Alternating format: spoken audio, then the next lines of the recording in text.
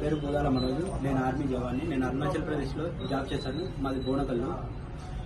గత ఫిబ్రవరి 6వ తారీఖు నాగులంచ పెట్రోల్ బంక్ సంఘటనలో నేను లేకపోయినా కానీ నా పేరు ఇన్వాల్వ్మెంట్ చేశారు.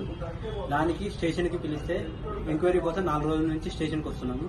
స్టేషన్కి వస్తుంటే నిన్న నైట్ సార్ని రిక్వెస్ట్ చేసుకుందామని సార్ దగ్గరికి వెళ్తుంటే రిక్వెస్ట్ చేస్తుంటే ఉమెన్ అనేది రమేష్ అనే వ్యక్తి, అసలు ఆయన నాకు తెలియదు. ఆయన వచ్చి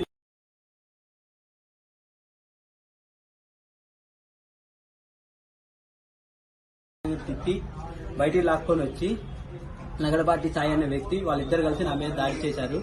అందులో ఉమెనేని రమేష్ అనే వ్యక్తి A1 అటెంప్ట్ టు మర్డర్ కింద 100 days రిమైండరే ఉండి బయటికి రారా నిన్ను చంపుతా అని బెదిరియటం.